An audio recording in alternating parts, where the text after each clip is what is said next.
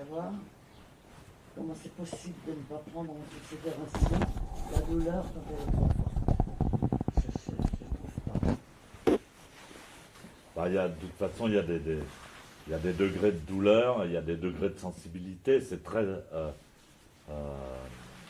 très aléatoire.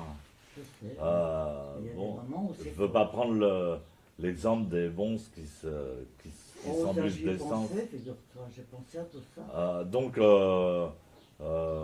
il y a des gens pour lesquels un petit gratouillement du bout du nez, c'est insupportable. Alors, est-ce que c'est parce qu'ils ont plus mal ou parce qu'ils sont plus sensibles? J'en sais rien. Et puis, il y a des moments où on est plus sensible à la douleur et moins Oui, sensible. je Mais crois. c'est vrai qu'à un moment donné, dans le zazen, bon, bah, tout le monde l'a expérimenté. Il y a une douleur qui est supportable et puis à un moment donné, il y a une douleur qui est insupportable. Mais même quand elle est encore supportable, quand elle approche de Ouais. l'insupportable, c'est pareil. ça Alors t'absorbe. j'ai déjà aussi évidemment expérimenté Ouais. ça. J'en ai tiré plusieurs. Bah, il y a des fois où j'ai surmonté ma douleur et où ça s'est bien passé, comme par miracle. Et il y a des fois où j'ai supporté la douleur et où ça s'est mal passé. Il y a des moments où j'ai dit bon bah maintenant je ferai gaffe parce que je me suis fait très, très mal et donc faut être un peu intelligent, faut savoir quand il vaut mieux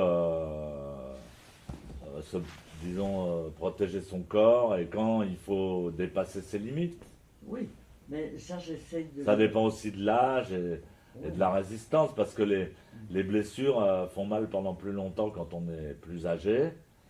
La fatigue, c'est plus difficile à récupérer quand on est plus âgé, etc., etc.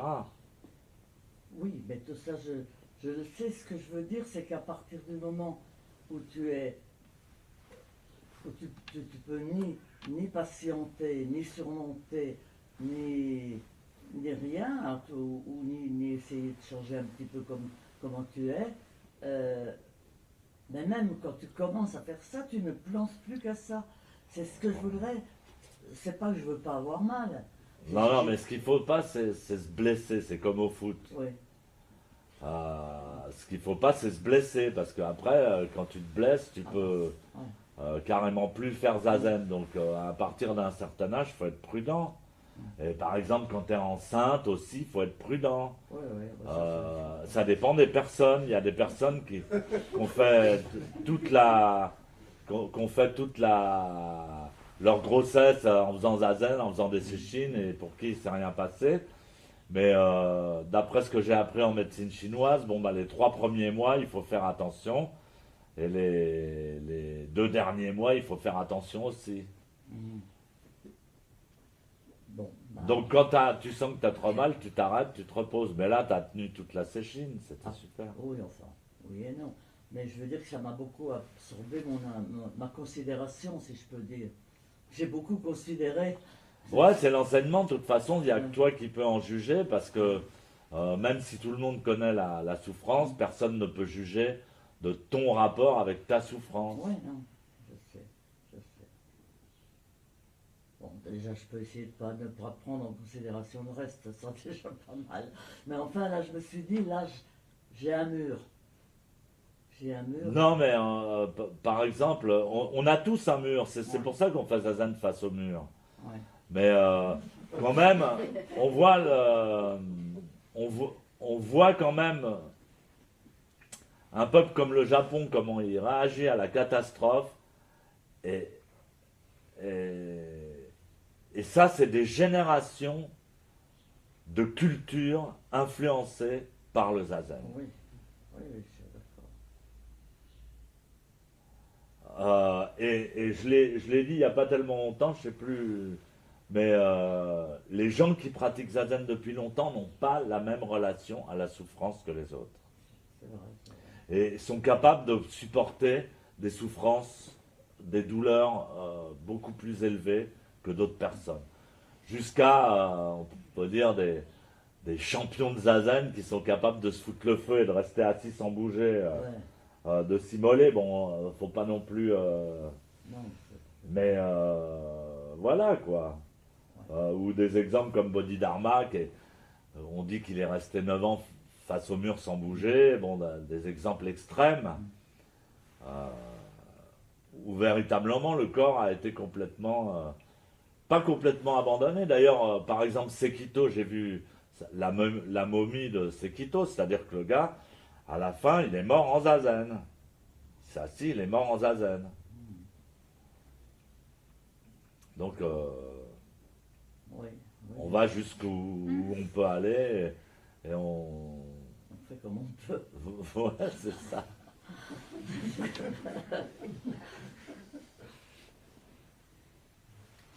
Oui.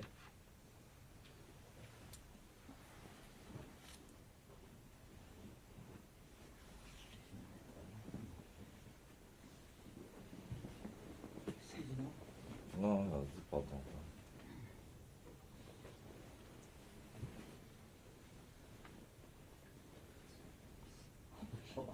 Je ne peux absolument pas te laisser.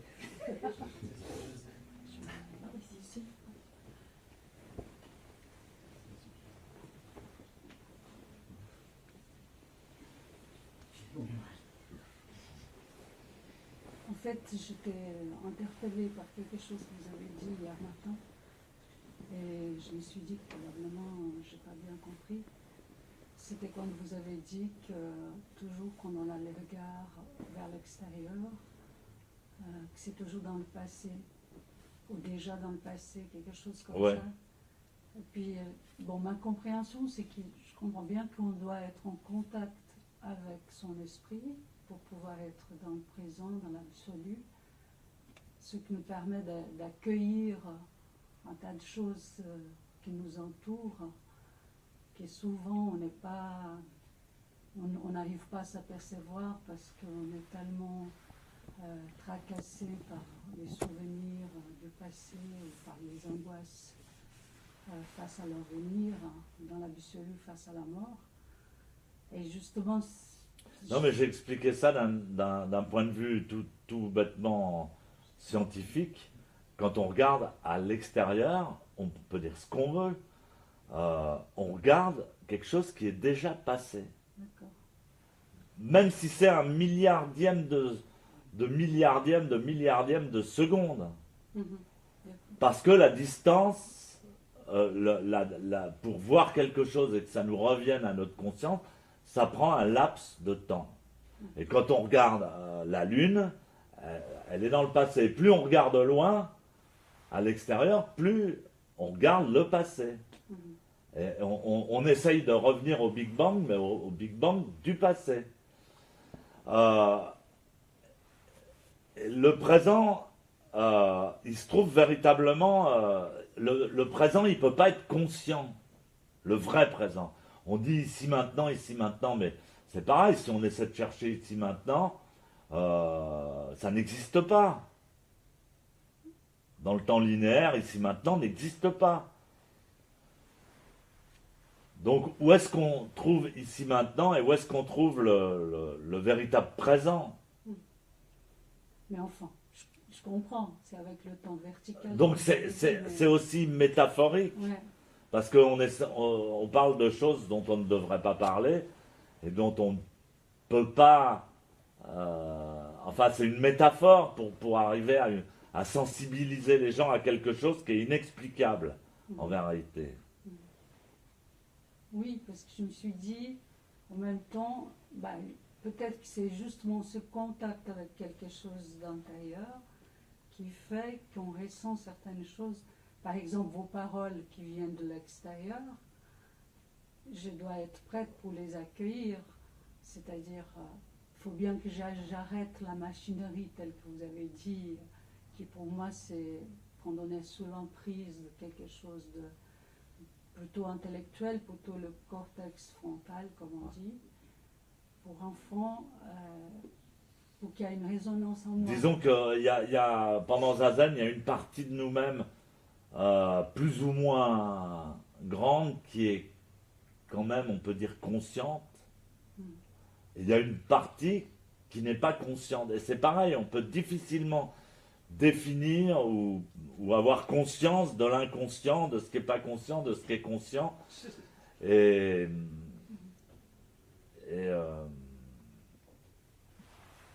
le véritable présent, si tu veux, il est quand il est conscient, c'est plus le présent. Donc c'est du domaine du rêve. Mais c'est à partir du présent absolu que s'élabore le monde qu'on appelle phénoménal. C'est très curieux parce que il n'y a pas tellement longtemps, j'ai vécu ça, c'est-à-dire que j'ai revécu un rêve et en faisant un truc tout à fait actif et tout à fait dans la vie quotidienne. Et j'avais rêvé que je faisais ça avant, et mon action dans la vie s'est mélangée à mon rêve de telle manière que quand j'ai eu fini mon activité qui était très physique, je ne savais pas d'où je sortais, quoi. Donc c'est ça qui m'a branché sur cette conscience-là, quoi. Ouais. Mais si je pense, par exemple, voilà, la lune que je vois, c'est déjà le passé. Non, mais c'est pas la peine de penser. Ouais. Justement, ça m'empêcherait peut-être de la vivre. Donc quelque chose que je crois que c'est le présent, mais que, non, tout un tas, je dirais, des moments de grâce comme ça. Non, je suis d'accord. Non, mais ce qui est important dans le monde phénoménal de l'extérieur, ce qui est important, c'est la connexion que ce monde a avec l'esprit. C'est difficile à exprimer, quoi. Quand ce monde, il est en connexion avec quand il est déjà créé, c'est comme si tu le connaissais déjà, quoi. Comme si tu connaissais déjà tout ce qui se passe. Et là, tu es en connexion avec l'esprit profond. C'est-à-dire que ton monde, il n'est pas déconnecté. Tu ne regardes pas à l'extérieur. Tu es intime avec tous les phénomènes qui se passent. C'est comme un déjà-vu, un petit peu. Il est relié, il est connecté. Alors à ce moment-là, c'est un monde qui devient magique. Mais quand il est déconnecté, tu es toujours décalé avec la réalité. C'est-à-dire que tu es séparé des gens, tu es séparé des phénomènes, et tu es séparé dans le temps du truc, tu as l'impression un peu de dormir. Tu vois, tu as l'impression d'être dans un truc où tu n'es pas vraiment éveillé. Et donc, il faut que cette connexion se fasse.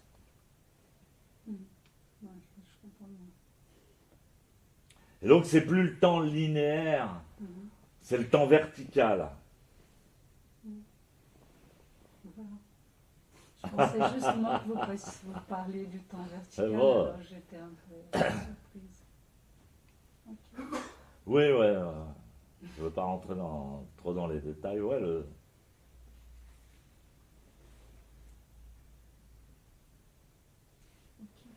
Merci.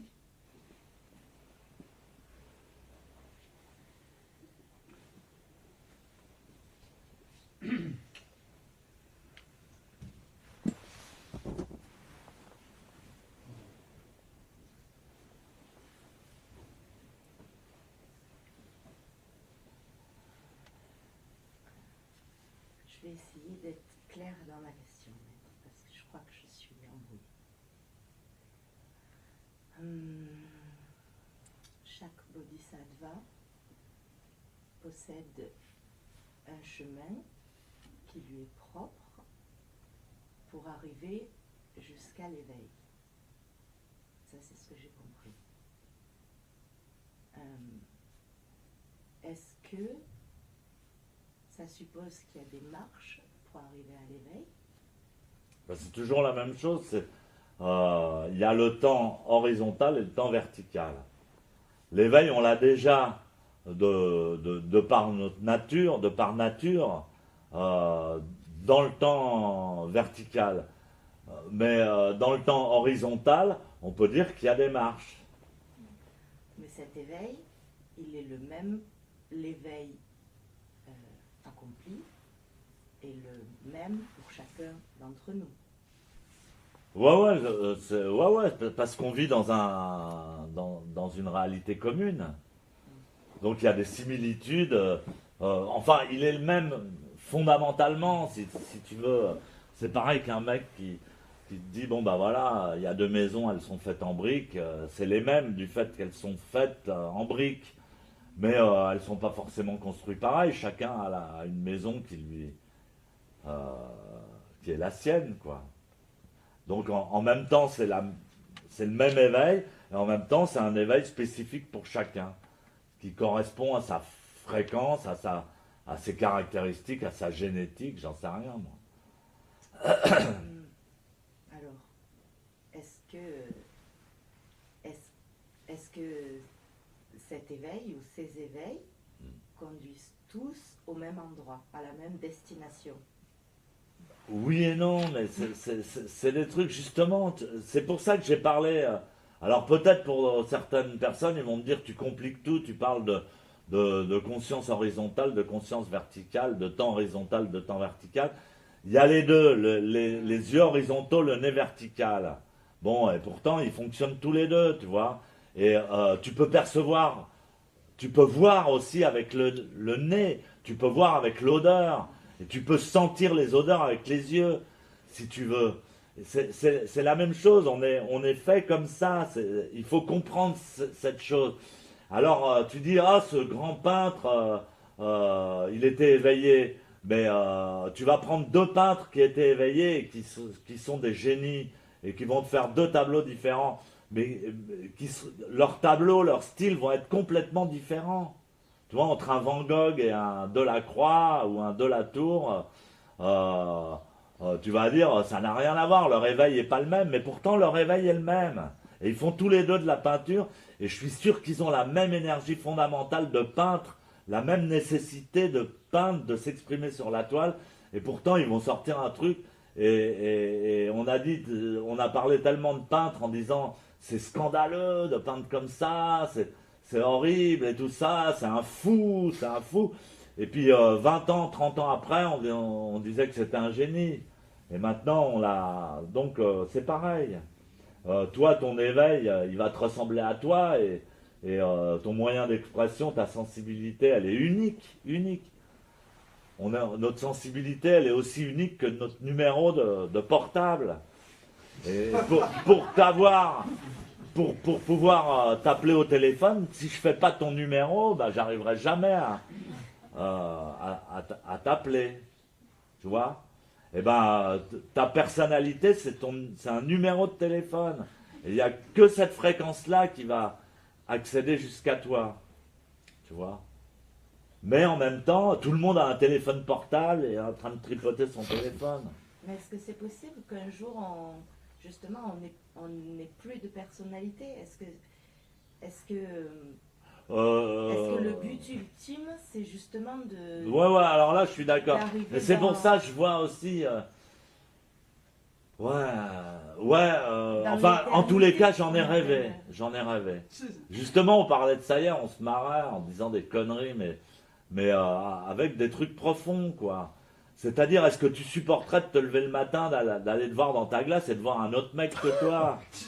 Moi, j'y ai pensé à ça déjà. Et moi, je crois que je supporterais. Ouais. Mais un autre mec Alors, peut dire- Loïc, il dit, ouais, putain, tu te regardes dans la glace, tu fais 1m40 et t'as une toute petite bite. Merde.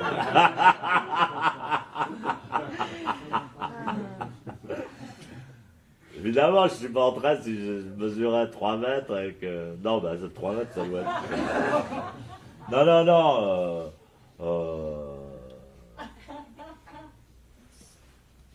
C'est ça, il faut se reconnaître. Moi, ça m'est arrivé de pas me reconnaître dans la glace. Ça m'est arrivé de me regarder dans la glace, de pas me reconnaître, de dire qui c'est ce mec, quoi. Je me reconnaissais plus, quoi. Mais bon, ça c'est un autre thème, quoi. Voilà. Je crois qu'il y a plusieurs thèmes, mais parce que je suis... Non, il y a une infinité de thèmes. Oui, c'est ça, je crois que les thèmes... Ouais, ça dépasse toujours, les limites sont dépassées, il faut dépasser les limites sans arrêt, à mon avis.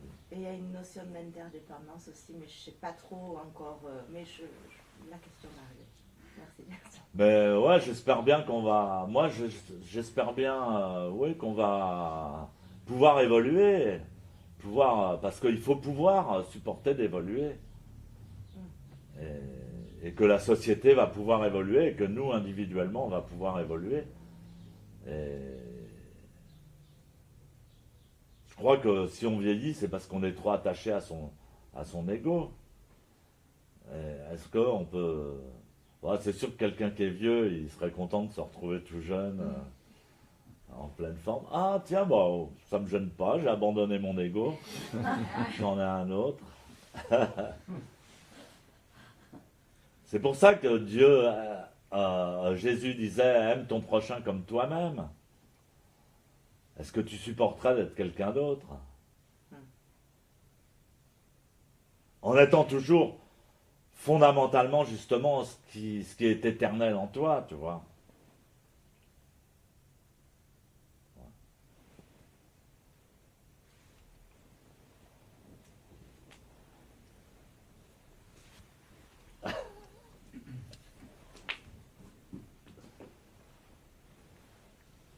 Bon, dans le mindfulness, ils se concentrent.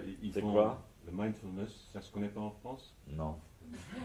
Aux Pays-Bas, c'est une hype, tout le monde pratique ça. Le mindfulness, c'est du John Kabat-Zinn. Du quoi? C'est belge? C'est américain. C'est une pratique pour des gens qui souffrent beaucoup. Enfin, et maintenant, c'est devenu à la mode. C'est une sorte de zazen light où ils se concentrent sur. Enfin, mais eux, ils pratiquent aussi la concentration dans la vie quotidienne, sur les actions. Et nous, on coupe les carottes très fines et on coule ça très précisément. Mais en fait, on ne donne pas tellement des indications sur la vie quotidienne, sur la concentration. Pourquoi? Bah, j'arrête pas. Tout ce que je dis, c'est sur la vie quotidienne. Oui, mais bon, dans la vie quotidienne, on ne fait pas se concentrer sur... on ne fait pas une attention spéciale sur... Bon, heureusement, mon prof de médecine chinoise, il disait que ça rendait fou de faire ça. Il disait surtout, faites pas ça. Après la méditation, surtout ne continuez pas à vous concentrer dans la vie quotidienne parce que c'est un moyen de péter les plombs et d'avoir une maladie très grave qui s'appelle le feu du dragon. Donc le passage, nous, on le fait inconsciemment. Et Sensei,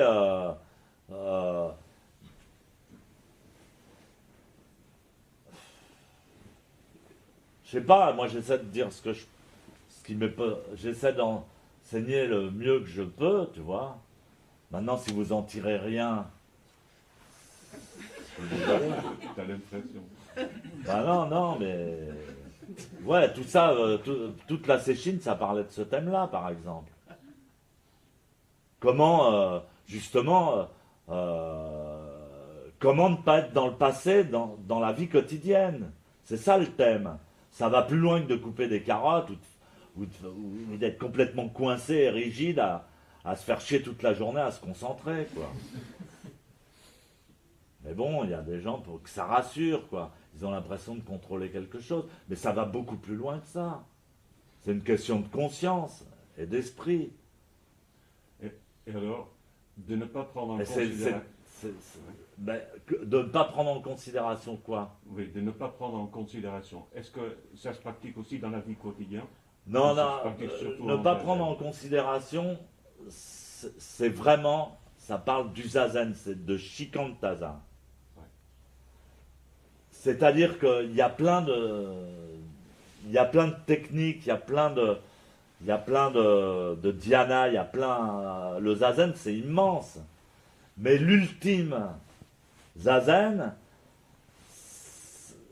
c'est shikantaza. Voilà. Et alors, ça influence notre vie quotidienne, quoi, en fait. Je veux dire, non, ça influence le zazen. Ça influence le fait que dans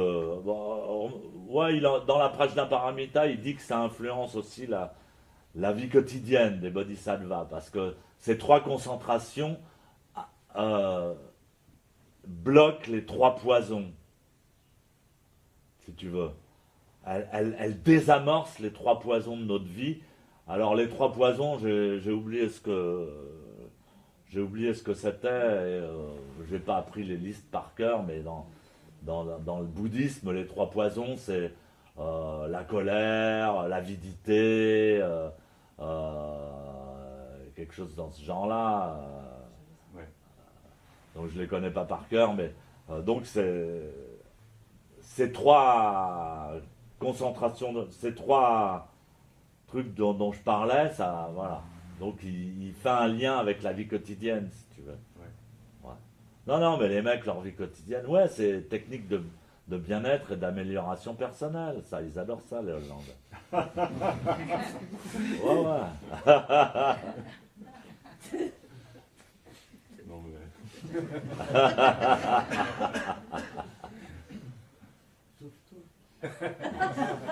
Non, mais bon, je sais pas.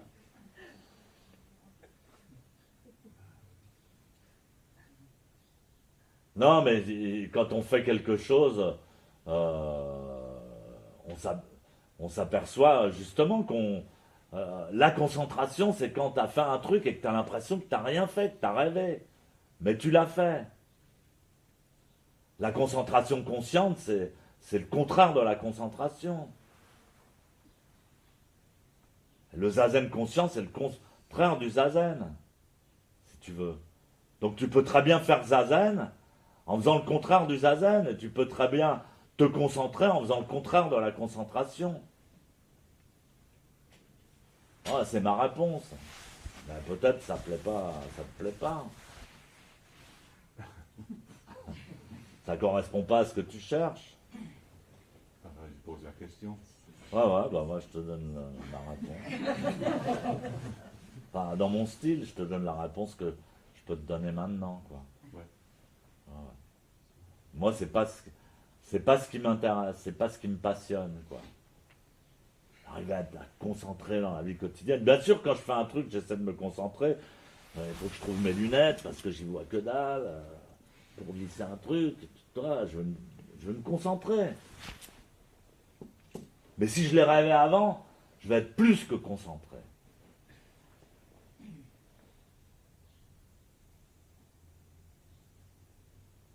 Ouais, mais ça m'est arrivé même sans le vouloir.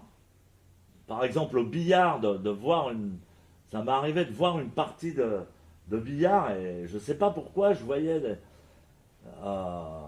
les boules, les coups de billard, j'arrêtais pas de penser à ça dans mon sommeil, dans mon demi-sommeil et tout ça. Et après, j'ai été jouer au billard avec Flaco et j'ai joué comme un champion, quoi. Comme un champion. Et j'étais emmerdé parce que je savais même pas comment je faisais, quoi. Parce que je l'avais rêvé avant. C'est bien français. Ouais.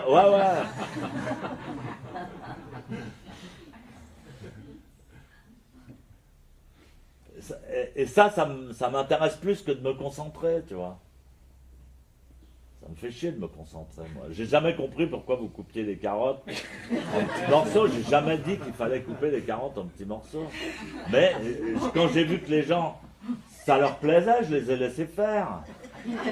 J'ai dit, c'est bien, ils pensent que c'est vachement important, donc c'est vachement important. Tu vois, je veux dire, moi je suis pas contrariant. Moi, j'ai même enseigné le contraire, bon, parce que moi, je suis un gros feignant, tu vois. Français. Non, mais j'ai enseigné le contraire. J'ai dit, non, mais les légumes, tu te fais pas chier, tu coupes les légumes, qu'on a un truc à mastiquer, au moins, tu vois.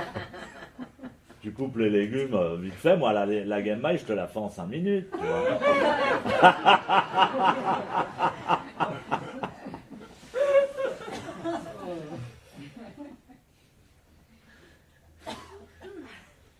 Et en plus, en coupant leurs carottes comme ça, ils pensent à autre chose. Ils sont en train de rêver d'un autre rêve.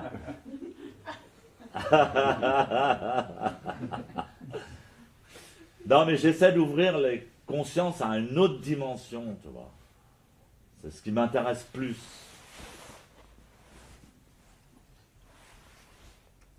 à un autre niveau, quoi.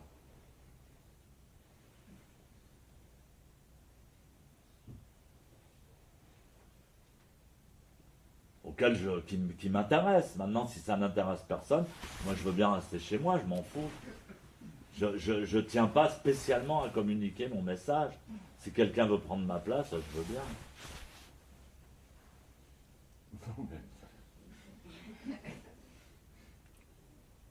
Non, je fais une appel d'offres.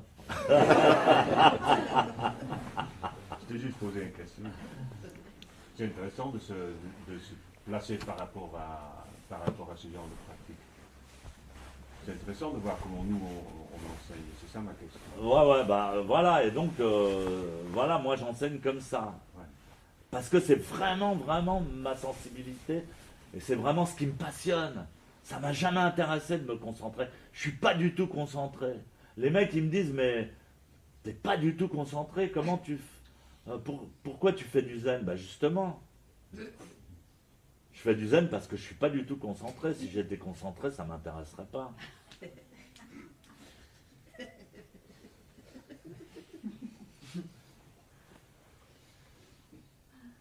Non mais voilà, donc j'exprime ma sensibilité dans la mesure où ça intéresse les gens. C'est ce que je voulais dire. Je tiens pas spécialement à le communiquer aux gens, mais vu que j'ai cette fonction-là, j'essaie de communiquer ce qui m'intéresse. Et des fois, ce qui m'intéresse, ça n'intéresse pas mes disciples. Tu vois, parce qu'ils sont intéressés à autre chose. En Argentine, par exemple, le premier jour de la Sesshin, ils te demandent déjà ce que tu vas... à quelle heure on va faire l'assado 2 jours après, tu vois. Ils en ont rien à foutre de ce que j'ai à raconter. Alors des fois, je me dis, merde. Et après, alors le dernier jour, du camp d'été, je me bourre la gueule avec eux et je fume des joints, tu vois. Avec eux, ils disent, ah bah, c'est pas trop tôt que tu t'harmonises avec nous, tu vois.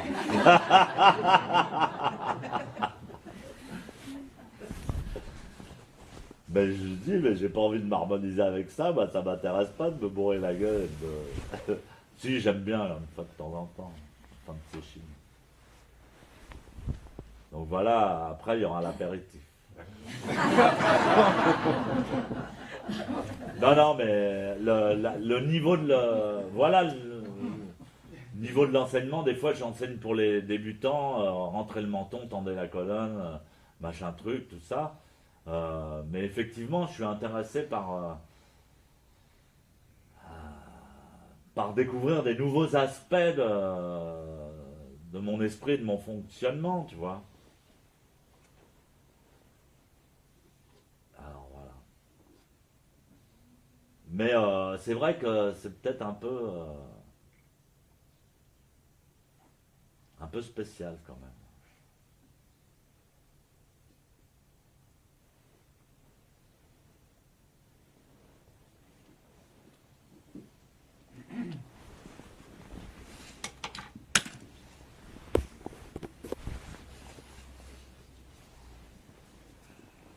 Bon, vite fait, parce que ça m'a fait souvenir à un coussin qu'ils ont fait au Dojo de Zurich. Ils ont parlé des coussins de Michel. Et Michel, il a parlé de sensei. Et puis, parce que vous parlez de la concentration, ben, eux, ils prononcent toujours concentration avec observation. Ça doit venir de Maître Deshimaru. Oui, concentration, observation. Et observation. Ouais. Et moi, j'aime bien le mix. Quand il y a les deux, quand il y a observation et concentration. Oui. Alors là, non, mais quand il y a concentration, il y a observation. Justement, la concentration, c'est l'observation. S'il n'y a pas de concentration, il n'y a pas d'observation. Ça va ensemble. C'est les deux parties du cerveau, si tu veux. Donc, quand il y a concentration, il y a observation. Alors, de toute façon. Peut-être c'est ça le rêve dont tu parles. Oui, c'est ça. Voilà. Tout à fait.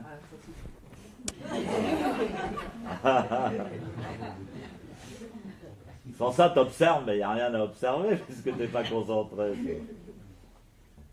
Negawakuwa kono kudoku omote amaniku sanyo yoboshi. Walelato shujo tamina tamani mutsudo lozen goto